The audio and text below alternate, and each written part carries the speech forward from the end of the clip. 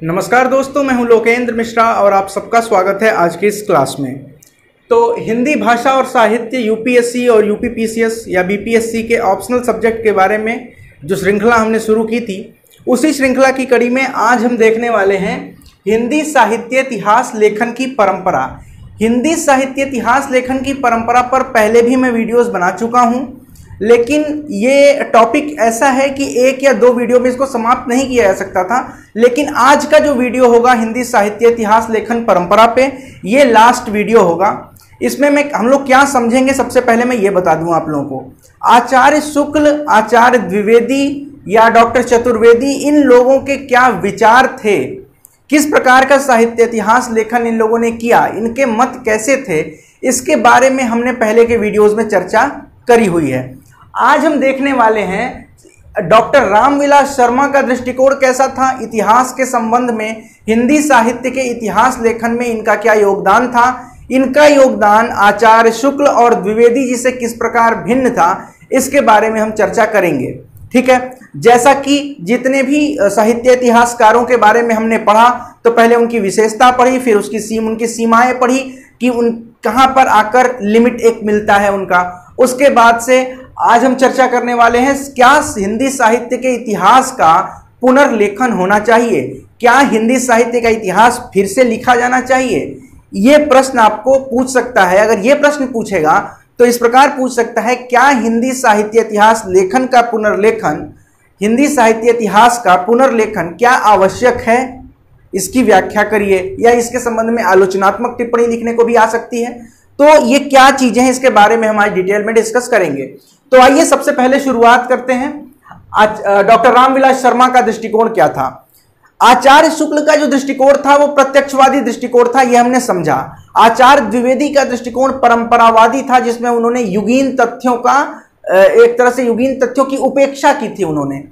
यहीं पर डॉक्टर रामविलास शर्मा का जो दृष्टिकोण देखने को मिलता है, ये मार्क्सवाद से प्रेरित मिलता है। मार्क्सवाद यानी कि समाजवाद से संबंधित है और इसको भी कई अलग अलग तरह से बांटा गया है। जब आप पॉलिटी में पढ़ते होंगे, जिसका ऑप्शनल सब्जेक्ट होगा पॉलिटी, वो तो खैर ये वीडियो देखेगा भी नहीं, पर जिसने पॉलिटी जनरल भी पढ़ी होगी जीएस के लिए, उन्हें भी पता होगा कि मार्क्सिज्म या मार्क्सवाद क्या होता है। ठीक है, ये समाजवाद का ही एक रूप है और इसमें जो समाजवाद यानी कि समाज के दो लोग जो हैं, चाहे दबला कुचला व्यक्ति हो या ऊंचा व्यक्ति हो, दोनों को एक समानता के लेवल पर लाना, उसके लिए ब्लडशेड को भी मार्क्सवाद मंजूरी देता है। ब्लडशेड यानी कि रक्तपात को भी मंजूरी मार्क्सवाद देता है इस बारे में। तो डॉक्टर रामविलास शर्मा का जो दृष्टिकोण था, ये मार्क्सवादी दृष्टिकोण था। ये इनके साहित्य इतिहास लेखन को किस प्रकार प्रभावित करेगा, ये हम देखेंगे। दूसरी बात आती है कि इन्होंने आधुनिक रचनाकारों के संदर्भ में जो इनका दृष्टिकोण है, आधुनिक रचनाकार यानी कि कौन लोग हुए, भारतेंदु हरिश्चंद्र हुए, महावीर प्रसाद द्विवेदी हुए, प्रेमचंद हुए, निराला हुए, इन लोगों के बारे में, इन आधुनिक रचनाकारों के बारे में जितनी स्पष्टता डॉक्टर रामविलास शर्मा के दृष्टिकोण में दिखाई देती है, उतनी ही स्पष्टता उनके समकालीन या उनके पहले वाले जो साहित्यकार हुए हैं उनमें दिखाई कम देता है, यानी कि कुछ कमी रह जाती है। ठीक है, जैसे कि इन्होंने तुलसी के सामंत विरोधी मूल्यों के बारे में भी चर्चा की। अब जो भक्तिकाल के कवि हैं उनको हम भक्तिवाद से प्रेरित मानते हैं कि भक्ति प्रधान रचनाएं थी।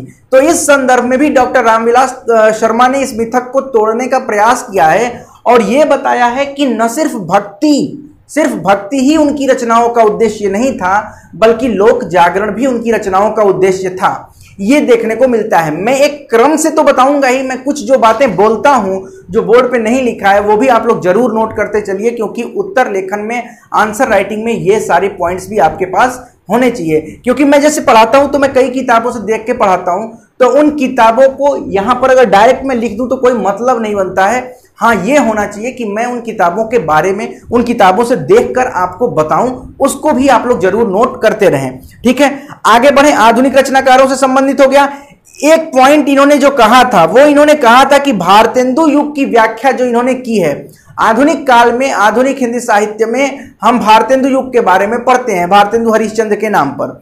तो भारतेंदु युग की जो इन्होंने व्याख्या की है, वहां पर इन्होंने कहा है कि ये विदेशी पूंजीवाद के कमजोर होने, विदेशी, लिख लीजिए आप लोग, विदेशी पूंजीवाद के कमजोर होने और स्वदेशी पूंजीवाद के उभरने की प्रक्रिया का गहन अध्ययन इन्होंने किया। विदेशी पूंजीवाद यदि कमजोर हो रहा है और देशी पूंजीवाद यदि बढ़ रहा है तो इन दोनों के बीच को इसका गंभीर अध्ययन करके इन्होंने यह बताया कि कैसे भारतेंदु की रचनाओं में, तत्कालीन साहित्य में इसको कैसे कनेक्ट किया जा सकता है, ये इन्होंने करके दिखाया। भारत दुर्दशा जो हमारे सिलेबस में भी है उसके बारे में भी हम जब पढ़ेंगे तो इसकी चर्चा वहां पर भी करेंगे। प्रेमचंद के संदर्भ में इनके कुछ खास मत थे, वो आप लोग लिख लीजिए ताकि इससे आपको आपके आंसर राइटिंग में एक अलग थोड़ा देखने को मिलेगा। तो प्रेमचंद के संदर्भ में जो इनका मत था, इन्होंने कहा कि प्रेमचंद की कहानियों को, उपन्यासों को हम सिर्फ भाषा या शिल्प या फिर भावना के आधार पर नहीं देख सकते हैं, बल्कि उसमें एक प्रत्यक्ष इतिहास देख सकते हैं। यहां तक कि डॉक्टर शर्मा ने यहां तक की कह दिया कि यदि किसी कारणवश 1913 से 1936 का इतिहास इस दुनिया से समाप्त हो जाए, भारत का 1913 से 36 का इतिहास यदि इस दुनिया से समाप्त हो जाए तो भी सिर्फ और सिर्फ प्रेमचंद की रचनाओं को पढ़कर एक नए प्रामाणिक इतिहास की रचना की जा सकती है। यह बहुत बड़ा स्टेटमेंट है, इसको आप लोग एक बार जरूर से नोट कर लीजिए।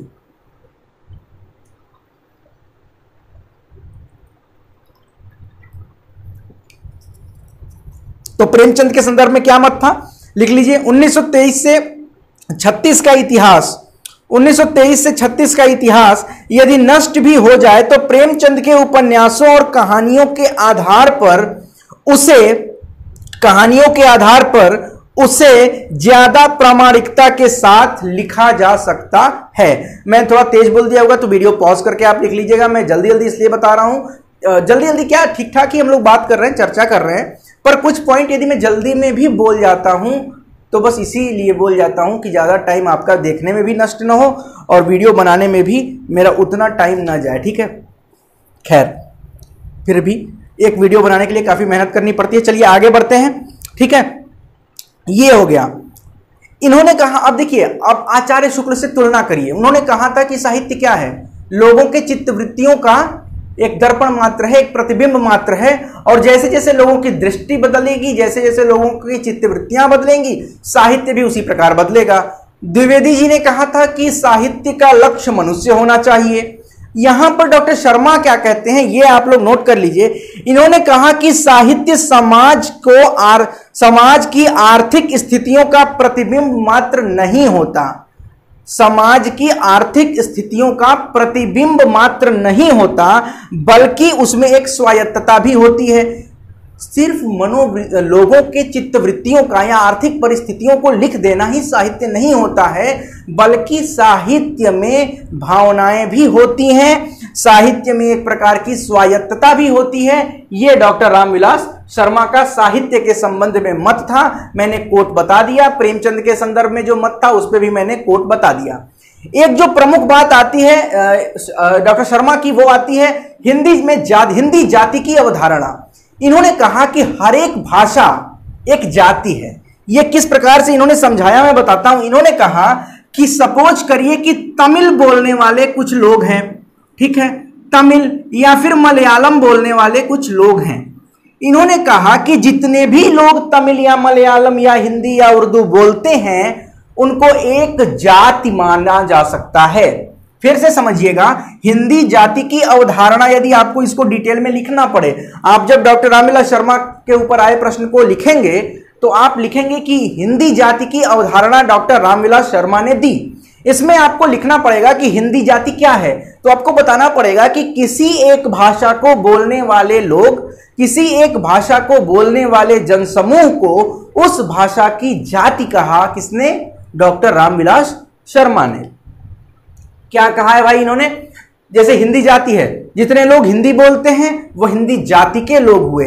यहां पर ब्राह्मण, क्षत्रिय, वैश्य, शूद्र या फिर जो और भी जातियां हैं उसकी बात नहीं की गई है। यहां पे भाषा के आधार पर जाति का विभाजन इन्होंने किया है, भाषागत जाति, ठीक है। अब हम आते हैं कि डॉक्टर रामविलास शर्मा के काल विभाजन पर क्या विचार थे। आदिकाल जो था इसका नाम वीर गाथा काल दिया गया, चारण काल दिया गया, संधि काल दिया गया, आदिकाल दिया गया। हमने देखा कि किसने क्या नाम दिया। डॉक्टर रामविलास शर्मा कहते हैं कि आदिकाल वास्तव में मध्यकाल है, कारण है सामंतवाद। भारत में सामंतवादी दृष्टिकोण होने के कारण उस वक्त जो इसको हम आदिकाल कह रहे हैं उसको वास्तव में हम सामंत काल के नाम से कहें तो ज्यादा बेहतर होगा।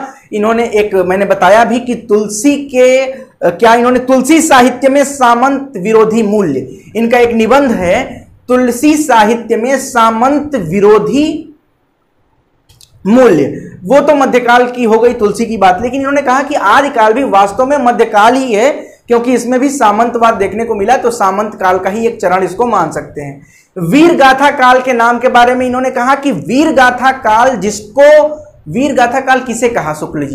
शुक्ल जी ने आदिकाल को वीर गाथा काल कहा। इन्होंने कहा जी नहीं, वीर गाथा काल आदिकाल नहीं है, बल्कि रीतिवाद का जो प्रथम उत्थान है, जिसे हम रीतिकाल कहते हैं, उसी का जो पहला उत्थान है, जो पहला चरण है, उसे हम वीरगाथा काल कह सकते हैं, क्योंकि वहां पे हमें वीरता से संबंधित रचनाएं देखने को मिलती हैं। फिर बात हुई रीतिकाल की, तो इन्होंने कहा रीतिकाल जो है वो रीतिवाद का दूसरा उत्थान है, सेकेंड फेज है, दूसरा चरण जिसको हम कहते हैं वो है। आधुनिक काल पर बात की गई कि आधुनिक काल डॉक्टर रामविलास शर्मा के अनुसार आधुनिक काल क्या है भाई? तो रामविलास शर्मा ने कहा कि आधुनिक काल और कुछ नहीं बल्कि भक्ति काल से ही शुरू होता है। इन्होंने भक्ति काल, जिसको हम मध्यकाल, पूर्व मध्यकाल या उत्तर मध्यकाल में जिसे द्विवेदी जी ने बांटा, उसे डॉक्टर रामविलास शर्मा कहते हैं कि वास्तव में वो भक्ति काल से ही शुरू हो जाता है। काल विभाजन पर ये इनके विचार थे। अब इन्होंने कहा कि भारतेंदु की नव जागरण की चेतना पर इनके क्या मत थे। अब भारतेंदु हरिश्चंद्र को हिंदी साहित्य में हम नव जागरण चेतना के बारे में पढ़ते हैं, जब उनको पढ़ते हैं तो इन्होंने कहा कि ये जो नव जागरण, जिसको भारतेंदु जी का नव जागरण हम कहते हैं, ये कोई बहुत बड़ी विशेष बात नहीं है, ये तो वास्तव में देखें तो भक्ति काल से ही चल रहा है। लोगों ने कहा कैसे? तो इन्होंने कहा कि आप कबीर को पढ़िए, रहीम को पढ़िए, तुलसी को पढ़िए, भक्ति काल के इन कवियों को पढ़िए और देखिए कि क्या इनकी रचनाओं में नव जागरण के मूल्य नहीं है क्या? नव जागरण के मूल्य, नव जागरण यानी कि नई प्रकार की, एक पुनर्जागरण होता है, एक नव जागरण होता है। इन्होंने कहा कि नव जागरण में और कुछ नहीं है भारतेंदु का नव जागरण, बल्कि भक्ति काल में जो नव जागरण है, जो लोक कल्याणकारी भावना की कविताएं रचनाएं हैं भक्ति काल की, वही नव जागरण है और उसी का एक नया रूप दिया भारतेंदु जी ने। इन्होंने ये नहीं कहा कि भारतेंदु का नव जागरण में कोई भी योगदान नहीं है, बिल्कुल नहीं, ऐसा नहीं कहा गया है। यहां कहा गया कि भारतेंदु का नव जागरण दरअसल भक्ति काल के ही नव जागरण का एक नया रूप है, एक नए प्रकार का रूप है। अब इन्होंने दो धाराएं यहां पर बांटी, एक तो इन्होंने बांटी रीतिवादी धारा और दूसरी धारा थी लोक जागरणवादी धारा।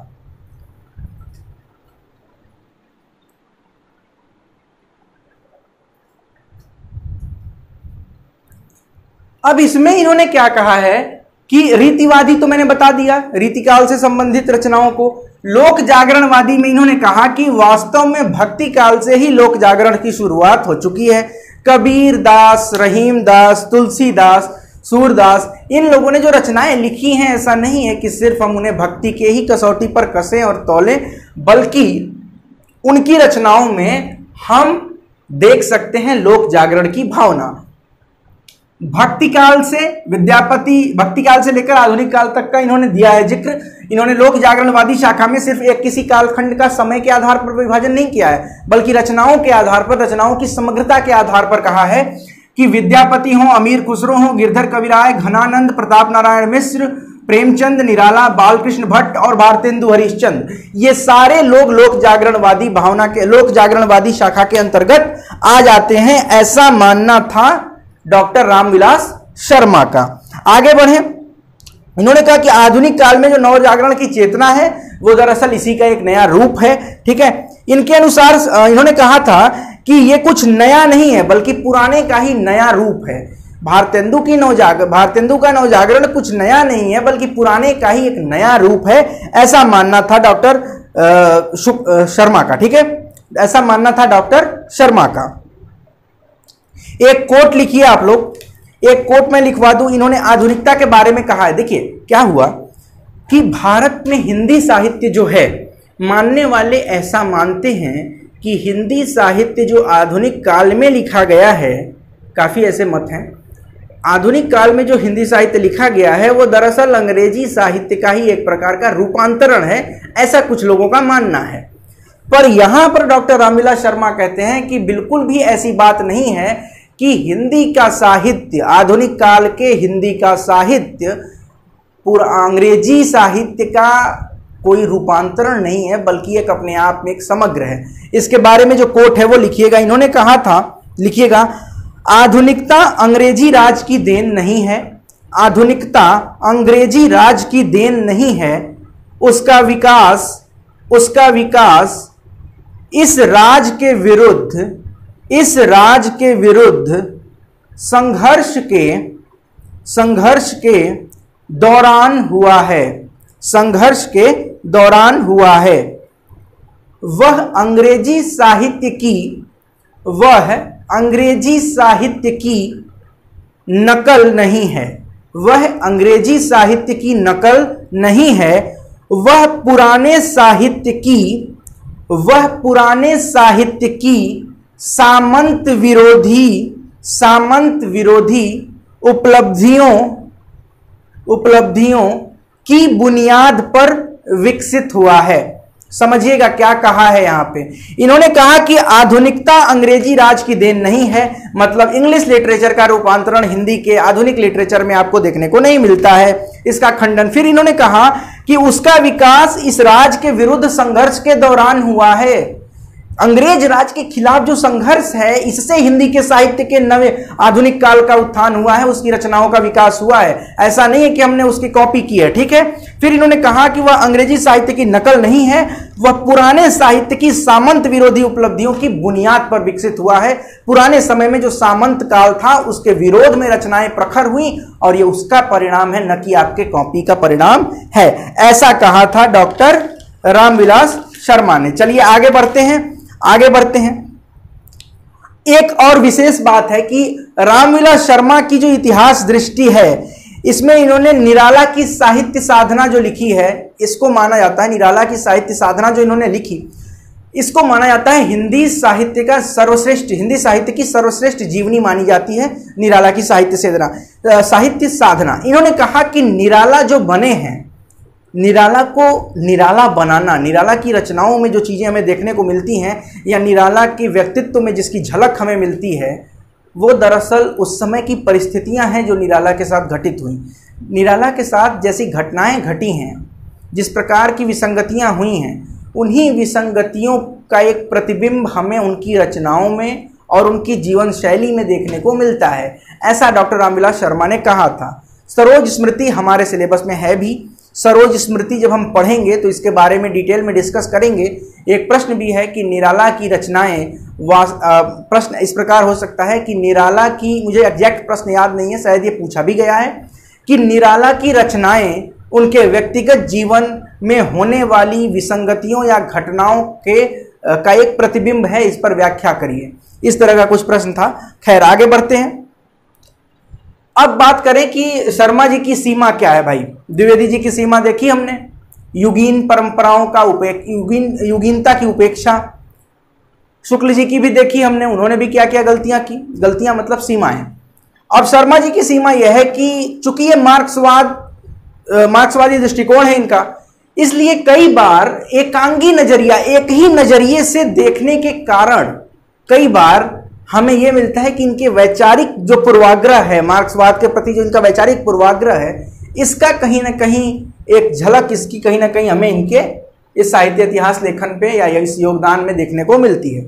दूसरी चीज है कि मार्क्सवाद से प्रेरित होने के कारण इनके अंदर एक आक्रामकता है, इनकी शैली में एक प्रकार की आक्रामकता है। कहीं कहीं ये बहुत ही आक्रामक हो जाते हैं लिखने में, और उस आक्रामकता का परिणाम क्या होता है कि इनकी तटस्थता भंग हो जाती है। एक जो दृष्टिकोण है मार्क्सवाद के प्रति इनका, वो देखते हैं तो कई बार अन्य चीजों की उपेक्षा हो जाती है, मार्क्सवाद से परे जो चीजें हैं उनकी उपेक्षा हो जाती है। ये इनकी सीमा है। खैर इन सब के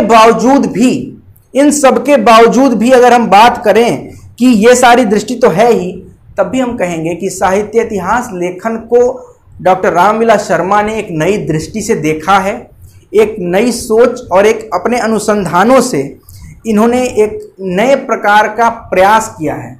जो कि काफी हद तक हिंदी साहित्य के कई ऐसे पक्षों को निकालकर सामने रखने में सफल सिद्ध हुआ है, जैसे कि तुलसी के सामंत विरोधी मूल्यों के बारे में चर्चा करना, भक्ति काल के बारे में चर्चा करना, रीतिवाद और लोक जागरणवादी शाखा को एक नया दृष्टिकोण देना, भारतेंदु की नवचेतना को भक्ति काल से जोड़कर एक नया रूप देना। ये सारे जो इनके योगदान हैं इसको भुलाया नहीं जा सकता है और हिंदी साहित्य इतिहास लेखन में ये इनका प्रमुख योगदान है। इनके बाद डॉक्टर विश्वनाथ त्रिपाठी और नामवर सिंह जैसे लोगों ने भी इनकी ही राह पर चलने का प्रयास किया है। खैर, ये तो रहा डॉक्टर रामविलास शर्मा के योगदान के बारे में और उनके विचार। अब एक बहुत ही बड़ा प्रश्न खड़ा हो उठता है कि क्या साहित्य इतिहास लेखन की पुनः आवश्यकता है? क्या साहित्य के इतिहास की फिर से लिखने की जरूरत है? सोचिए आप लोग, मैं बताता हूं।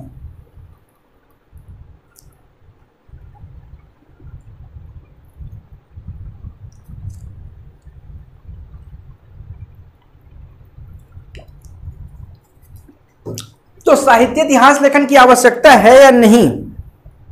आपका क्या विचार है? आप कमेंट में बताएंगे, मैं बताता हूं। पहला प्रश्न उठता है कि क्या जिन तथ्यों के आधार पर हिंदी साहित्य का इतिहास लिखा गया है वो तथ्य पूर्णतः प्रामाणिक हैं? ऐसा बिल्कुल भी नहीं हो सकता है कि कोई भी तथ्य पूर्णतः प्रामाणिक हो। भाई, पूर्णतः प्रामाणिक तथ्य हमें तो नहीं मिले। क्यों? क्योंकि आज भी कई बार चर्चा होती है कि रासो साहित्य की प्रामाणिकता क्या है, रासो साहित्य लिखा कब गया, रासो साहित्य से संबंधित प्रामाणिकता। इसके अलावा प्रामाणिक तथ्यों में एक तो देखने को जो मिलता है वो मिलता है जन्म से संबंधित और मृत्यु से संबंधित। तुलसीदास का जन्म कहां हुआ, किस स्थान पर हुआ, स्थान भी लिख लो यहां पे। जन्म कहां हुआ, कब हुआ, मृत्यु कहां हुई, कब हुई, इसके बारे में कई कवियों के बारे में कई मतभेद हैं। एक वेद, आप एक चीज नहीं लिख सकते कि तुलसीदास का जन्म कहां हुआ, कब मरे। ये पूरा एक डिटेल नहीं मिलता है हमको, अलग अलग मत मिलते हैं। यहां पर प्रामाणिक तथ्यों की कमी खलती है, जिससे लगता है कि यार इतिहास एक बार फिर से हिंदी साहित्य का क्यों ना लिखा जाए। लेकिन वो तो तब लिखा जाए जब आपको प्रामाणिक तथ्य मिल जाए, नहीं तो फिर उन्हीं को लिखने से क्या मतलब है। आगे बढ़ते हैं। रासो साहित्य की प्रामाणिकता, इसके बारे में मैं चर्चा बाद में करूंगा, आदिकाल में भी, फिर भी कुछ चर्चा मैं अभी यहां पे कर देता हूं। देखिए इसमें क्या है कि रासो साहित्य के नाम को लेकर भी कई मतभेद है। कुछ लोग कहते हैं कि राजसूय यज्ञ से संबंधित है रासो नाम, कुछ लोग और कहते हैं। तो जब रासो साहित्य के बारे में हम डिटेल में चर्चा करेंगे तो वहां पर रासो साहित्य की प्रामाणिकता के संदर्भ में क्या मत है, इसके बारे में हम लोग डिटेल में देखने वाले हैं। ठीक है, कुछ ऐतिहासिक गलतियां भी देखने को मिली। पृथ्वीराज रासो जो लिखा गया उसमें भी कुछ ऐतिहासिक गलतियां देखने को मिली हैं, कुछ नाम में बदलाव देखने को मिला है। तो ये सारी चीजें रासो साहित्य की प्रामाणिकता पर प्रश्न उठाती हैं। इसके बारे में हम डिटेल से आदिकाल जब पढ़ेंगे तो उसकी चर्चा होगी। फिर बात करें क्या इतिहास बोध में जो परिवर्तन है इसके कारण इतिहास नया लिखने की आवश्यकता है। अब इतिहास बोध क्या होता है कि हर एक व्यक्ति का एक नजरिया होता है, किसी भी घटना को देखने के लिए आपका नजरिया है। साधारण सा जो उत्तर होगा, एक उदाहरण होगा, वो ये होगा कि कुछ लोग कहेंगे कि ये बोतल, इस बोतल में जो पानी है वो ऊपर से इतना खाली है बोतल, कुछ लोग कहेंगे कि ये बोतल इतना भरा हुआ है। अब ये देखने का तरीका है कि हम इसको इतना भरा हुआ बताते हैं या इतना खाली हुआ बताते हैं। अब यही दृष्टिकोण अलग अलग लोगों का होता है। इतिहास बोध भी इसी प्रकार सबका अलग अलग होता है। क्या इतिहास बोध इस प्रकार बदला है कि हमें एक नया इतिहास लिखना चाहिए? अगला प्रश्न उठता है, क्या पुराना जो इतिहास लिखा गया है उसके बाद क्या काफी समय बीत चुका है क्या, कि हमें कुछ ऐसे समय हो गए, जैसे मान लीजिए 1970 तक का इतिहास लिखा गया। उदाहरण मैं बता रहा हूं, सिर्फ एक एग्जांपल दे रहा हूं, हाइपोथेटिकल। माना कि 1970 तक का इतिहास हमारे पास मौजूद है, तो क्या 1970 के बाद से 2020 तक के बीच में इतनी साहित्य में वृद्धि हो चुकी है कि हमें एक नया इतिहास लिखना चाहिए जिसमें 2010-2020 वाले समय को भी रखना चाहिए? एक प्रश्न ये उठता है। अब इन सारे प्रश्नों के बाद क्लियर होगा, जब आप इन सबका उत्तर देंगे तब आपको लगेगा कि क्या इतिहास, साहित्य इतिहास के पुनर्लेखन की आवश्यकता है। कुछ बात मैं और बता दूं, कुछ और तथ्य जो प्रामाणिक नहीं है, जैसे कि सूरदास क्या वास्तव में अंधे थे? यदि अंधे थे तो वो पहले अंधे, वास्तव में अंधे थे ये तो मानते हैं अंधे थे, पर वो अंधे क्या जन्म से थे या कुछ ऐसी घटना घटी कि वो अंधे हो गए? इसके बारे में, रासो साहित्य की प्रामाणिकता के बारे में, लोगों के जन्म और मृत्यु के संदर्भ में, और कुछ बातें ये भी हैं कि कई ऐसे ग्रंथ हैं जिनकी मूल प्रतियां अवेलेबल नहीं है, तो उस आधार पर भी ऐसा हो जाता है। कई बार हमें कुछ नए तथ्य मिलते हैं जो पुराने तथ्यों का विरोधाभास होते हैं, पुराने तथ्यों का विरोध करते हुए प्रतीत होते हैं, कॉन्ट्रास्ट एक देखने को मिलता है दोनों के बीच में। तो ये सारी चीजें, कॉन्ट्राडिक्शन देखने को मिलता है। तो ये सारी चीजें मिलकर बताती हैं कि इतिहास के पुनर्लेखन की आवश्यकता है या फिर इतिहास का नहीं है। अब देखिए, शुक्ल जी से पहले का जो इतिहास लिखा गया, जो अनौपचारिक इतिहास है, उसमें इतिहास बोध अलग है। शुक्ल जी का इतिहास बोध अलग है और शुक्ल जी के बाद का इतिहास बोध अलग है। तो एक दृष्टिकोण यह बनता है कि हाँ, साहित्य इतिहास लेखन आवश्यक तो हो जाता है, लेकिन जब इसका आप कंक्लूजन लिखेंगे कि आखिर एक जो अच्छा उत्तर होगा उसमें हम लास्ट में ये डालेंगे ना कि साहित्य इतिहास लेखन आवश्यक है या नहीं है भी तो क्यों है और नहीं भी है तो क्यों नहीं भी है। तो इसके बारे में देखिए, सबसे पहली बात ये कही जाएगी सबसे पहली बात कि हाँ, हिंदी साहित्य के इतिहास के पुनर्लेखन को पूरी तरह से नकारा नहीं जा सकता, क्योंकि आए दिन नए नए तथ्य हमें देखने को मिलते हैं, नए नए प्रमाण हमें मिलते हैं। तो इस प्रकार हिंदी साहित्य के इतिहास का पुनर्लेखन कभी भी पूरी तरह से पूरा नहीं हो सकता। सुनिएगा ध्यान से, आपको ही लिखना है, वीडियो पॉज करके, मैं इसके नोट्स नहीं लिखवाऊंगा, पर मैं जो बोल रहा हूं वही नोट्स है। तो हिंदी साहित्य इतिहास लेखन की आवश्यकता को नकारा नहीं जा सकता। पहली बात कि नकारा नहीं जा सकता। क्यों नहीं नकारा जा सकता? इसलिए नहीं नकारा जा सकता है ये, क्योंकि नए नए तथ्य, नए नए प्रमाण हमें मिल रहे हैं और ये मिलते जाएंगे, इसलिए इतिहास के लेखन में हमेशा वृद्धि होती रहेगी। ठीक है, नए नए संस्करण जुड़ते रहेंगे। आगे बढ़ते हैं। कई बार क्या होता है कि इतिहास बोध और दृष्टिकोण समय के साथ लोगों के बदलते हैं, तो इस प्रकार एक नए दृष्टिकोण से, एक नए इतिहास बोध के साथ भी हिंदी साहित्य का इतिहास फिर से लिखा जा सकता है और इसमें भी कोई बुराई नहीं होगी। तो पहली चीज यह कि इसको नकारा नहीं जा सकता है। हिंदी साहित्य इतिहास की में पुनर्लेखन की आवश्यकता है, इस बात को नकारा नहीं जा सकता, क्योंकि हमें रोज नए नए तथ्य मिलते हैं, नए नए प्रमाण मिलते हैं। तो इन नए प्रमाणिक तथ्यों के आधार पर इतिहास के पुनर्लेखन की संभावना हमेशा बनी रहेगी। एक पॉइंट ये हो गया। दूसरा पॉइंट ये होगा कि नए दृष्टिकोण से या नए इतिहास बोध के होने के कारण, एक नए दृष्टिकोण या नए इतिहास बोध या जितने भी इतिहास अब तक लिखे जा चुके हैं हिंदी साहित्य के, जितने भी इतिहास से यहाँ तात्पर्य है कि जितने भी महान साहित्य इतिहासकारों ने, जैसे शुक्ल जी ने, द्विवेदी जी ने, चतुर्वेदी जी ने, उसके बाद रामविलास शर्मा ने, और भी तमाम नागरिक प्रचारणी सभा के बारे में देखा, डॉक्टर नगेंद्र के संपादन वाली पुस्तक देखी, तो इन सारे लोगों के इतिहास के दृष्टि को उठाकर एक ऐसा समन्वय करके एक ऐसा इतिहास लिखा जाए जिसमें किसी प्रकार की किसी की उपेक्षा न की गई हो।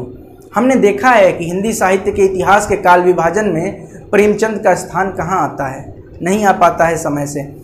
प्रेमचंद के बारे में जितना डॉक्टर रामविलास शर्मा ने लिखा आधुनिक रचनाकारों के बारे में, उतना किसी का स्पष्ट रूप से मत नहीं मिलता है। तो हमें एक ऐसे साहित्य इतिहास की आवश्यकता देखने को मिलती है जिसमें कि काव्य और गद्य को एक समान मंच मिले, काव्य और गद्य दोनों को एक लेवल पे रख के इतिहास लिखा जाए, जिसमें न तो काव्य की उपेक्षा हो, न तो गद्य की उपेक्षा हो, न तो मुक्तक की उपेक्षा हो। इन सारे इतिहास के खंडों, सारे एक साहित्य के सारे अंगों के बीच में किसी प्रकार का मतभेद न हो। ये तभी होगा जब साहित्य इतिहासकार जो साहित्य का इतिहास लिखेगा उसकी दृष्टि साफ हो, उसके अंदर न तो किसी प्रकार का वैचारिक पूर्वाग्रह काव्य को लेकर हो, न तो किसी प्रकार का वैचारिक पूर्वाग्रह गद्य को लेकर हो। यदि ये करने में हम सफल हो गए तो हम जो नया इतिहास लिखेंगे साहित्य का, वो ज्यादा अच्छा, परिमार्जित और शोधित संस्करण के रूप में हमारे सामने आएगा। इस प्रकार से कंक्लूजन हम दे सकते हैं। ठीक है, इसमें क्या करना पड़ेगा? इसमें एक ऐसा इतिहास लिखा जाए जिसमें शुक्ल जी का प्रत्यक्षवाद भी हो, द्विवेदी जी की परंपरावादिता भी हो, द्विवेदी जी की जो परंपरागत सोच है ना, जो परंपरा को लेकर वो चलते हैं, वो भी हो। शुक्ल जी का प्रत्यक्षवाद, द्विवेदी जी की परंपरागत शैली, उसके अलावा डॉक्टर रामविलास शर्मा की समाजवादी सोच, इन सबको मिलाकर यदि एक इतिहास नया लिखा जाता है तो हिंदी साहित्य का वह इतिहास एक नया परिमार्जित, परिवर्धित और एक नया इतिहास होगा। इस मामले में कि सारे मतों को एक साथ मिला दिया गया। चूंकि हमारे पास पहले से काफी साहित्य का इतिहास है, इसलिए उसी को यदि एक नए कवर के साथ, कवर मतलब ऐसा नहीं कि किसी किताब पे कवर चढ़ाने की बात हो रही है, नए सोच के साथ काव्य और गद्य के मतभेदों को भुलाकर किसी की उपेक्षा न करते हुए एक समन्वयकारी, समन्वय हो जिसमें संयोजन में, समन्वय का मतलब होता है ना कि सबको बराबरी देना। तो इस प्रकार का अगर साहित्य इतिहास लिखा जाए तो इसकी आवश्यकता तो है ही, इसको नकारा नहीं जा सकता। इस प्रकार का कंक्लूजन हम दे सकते हैं। तो ये था हिंदी साहित्य इतिहास में हिंदी साहित्य इतिहास लेखन की परंपरा और साथ ही साथ क्या साहित्य इतिहास के पुनर्लेखन की आवश्यकता है। इसके बारे में आज के इस आधे घंटे या 35 मिनट जितने भी समय का वीडियो बना होगा, मुझे समय कितना हो गया मैं नहीं देख पाया अभी, तो इसको आप लोग इस वीडियो को देखिए। आपके कमेंट बहुत ही महत्वपूर्ण है मेरे लिए, क्योंकि कमेंट से ही ऊर्जा मिलती है, उससे ही लगता है ना कि एक खुशी होती है कि चलिए इतने लोगों ने देखा, 50 लोगों ने देखा, 100 लोगों ने देखा, जितने भी लोगों ने देखा उसमें से 2-4 कमेंट ऐसे आ जाते हैं कि लगता है कि वीडियो बनानी चाहिए। 4-5 दिन तक वीडियो नहीं बन पाया, उसके लिए आप सबसे एक बार सॉरी। कारण ये था कि जहां मैं वीडियो बनाता हूं यहाँ पे मैं कुछ काम कर रहा था, कुछ काम हो रहा था। मैं कभी दिखाऊंगा आपको कि क्या काम किया मैंने। थोड़ी लाइटिंग वगैरह की व्यवस्था थी और कुछ पार्टीशन वगैरह कराया है यहाँ पे, ताकि एक अलग कमरा हो सके ये, जिसमें कि मैं बिना किसी बाहर के आवाज़ के या शोरगुल के, बिना किसी डिस्टर्बेंस के वीडियो बना सकूं। तो इसमें 3-4 दिन का समय लग गया, तो इस बीच यहाँ पर मैं वीडियो नहीं बना पाया। उसके लिए एक बार फिर से सॉरी। मैसेज भी आया था मेरे पास, कई लोगों के मैसेज आए थे, उन लोगों ने कहा कि सर वीडियो नहीं आ रहा है। तो इसका यही कारण था, कारण ये था जो मैंने बताया आपको, और मुझे नहीं लगता है कि अब कोई ऐसा डिस्टर्बेंस होगा। तो चलता रहेगा, वीडियो हम बनाते रहेंगे। आशा करता हूं आपको ये वीडियो पसंद आएगा। अगर अच्छा लगता है तो लाइक करें, कमेंट करें, शेयर करें। टेलीग्राम चैनल से भी जुड़ें ताकि PDF, टेस्ट सीरीज और जरूरी सूचनाएं वहां पे भी आपको दी जा सके। बहुत बहुत धन्यवाद आप सबका। Thank you so much.